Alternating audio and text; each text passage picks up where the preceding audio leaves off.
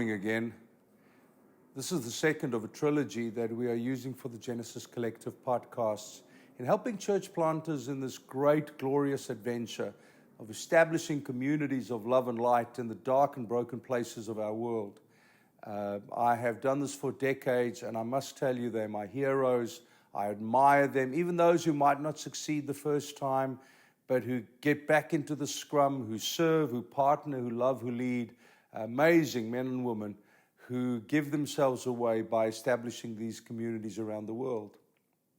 This is a trilogy, meaning we are taking 3 podcasts to talk a little bit around the conversation of spiritual warfare. As I said in the first one, it's not an exact science. It's not like we can put in a test tube and come out with an exact result. But there certainly are some biblical indicators, some historical examples, and some experiences that we have had on the ground that point to certain trends that are helpful for you, the church planter. Recently, we've just finished doing a series on the book of Ephesians, and I was interested in studying the book on why Paul addressed the subjects that he did. This great 6-chapter letter, as we all know, writing from prison, this great father of the faith addresses 6 chapters worth of fundamental, exquisite truth. But why? Why did he address those things when there's so much he could speak about? One feels the frustration of listening to a telephone conversation where you only get the one side and you are leaning into it saying, well, what's the other person saying? So using the why behind the what idea, I started scratching around in the historical, social, political, economic world of Ephesus at the time, and it was a fabulous study. Let me give you a peep into it for just a moment. Every city has a story, a narrative, an overriding narrative of what makes that city tick. In Ephesus, there were 5 things that I found incredibly helpful. Firstly, politically. It was one of the major political hubs in its heyday. One of the authors I said was recorded it was the 3rd most influential city after Rome and Alexandria in Africa. So people wanted to be there to create and to craft a political voice and influence. Secondly, the socioeconomic reality made it a destination. People went to Ephesus to make money. They wanted to accrue income, wealth, possessions. They wanted to move ahead in life. And so it was a growing, throbbing, thriving city with a harbor and crossroads of many great trade routes. The third was the theater, 24 to 25,000 seater, used for performing arts as well as for gladiatorial combat. And I mulled over that quite extensively, thinking, how does that shape the narrative of a city? A library. Shortly after Paul died, there was a library built that housed 1,200 to 1,500 scrolls. Now that's very interesting for me because it tells me there was a huge value attached to education and to learning and to the languages of Latin and Greek. And it was a high value in the story of the city. And then, of course, the Temple of Artemis.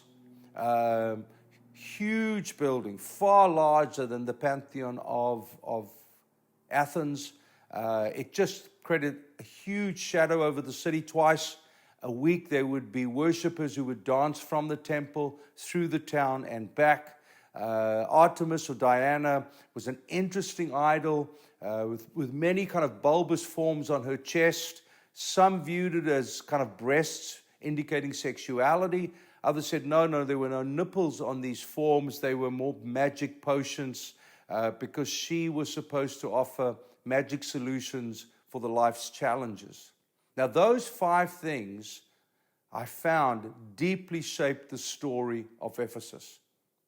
Every one of our cities has its own story. We minister here in Los Angeles, Southern California. Hollywood leans into us. The beach culture leans into us. The freeways lean into us. The story of our city is what, in a most overwhelming way, shapes how people perceive, think, process, and matrix life's decisions. So when you and I plant a church, we're not coming in cold. We're not coming in with people who have an unaffected, untainted passion for the scriptures. Every person who has had the narrative of the city written onto their soul will hear us through that matrix. And it's absolutely important for us to understand the compelling nature of the gospel. The gospel writes a new story.